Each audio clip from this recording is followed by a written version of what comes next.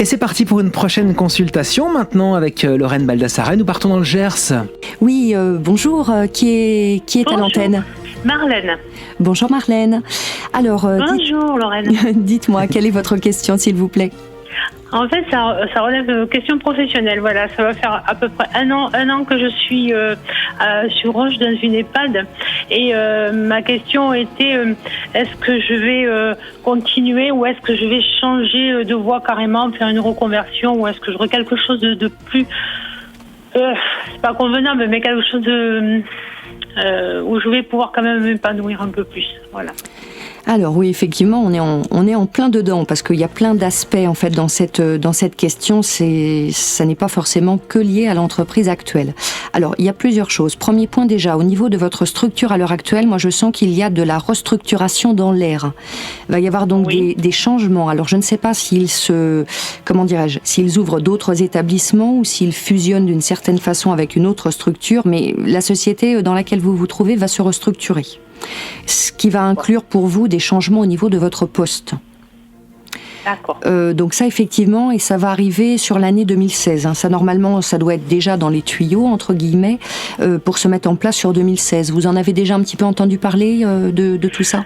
Non, pas vraiment. Je sais que là, ils sont en train de restructurer, de remotiver le personnel parce qu'il manque énormément de personnel. Voilà. Il y a personnel non diplômé.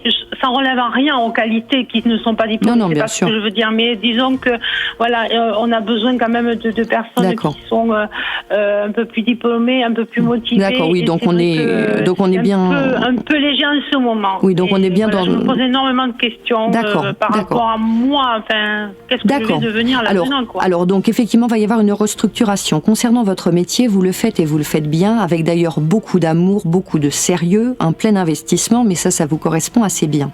À côté de ça, j'ai quand même sur vous, l'aspect, on va dire, de la, comment dirais-je, aspect bien-être qui ressort, c'est-à-dire qu'on me dit que vous avez quand même beaucoup d'anxiété, beaucoup de stress, mais également j'ai des points de fragilité chez vous au niveau de vos articulations.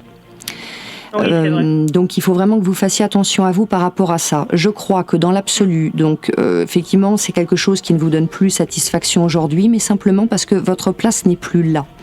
Par contre, votre place, elle est bel et bien toujours dans cette notion d'aide et d'accompagnement, ou en tout cas dans cette notion de communication avec les gens. Ça, c'est impératif. Si on vous met dans un bureau, vous dépérissez. Donc moi, je vous invite pour l'instant à commencer à vous poser la question de vers quoi aller, mais en tout état de cause, toujours une profession dans laquelle vous soyez en lien avec les gens.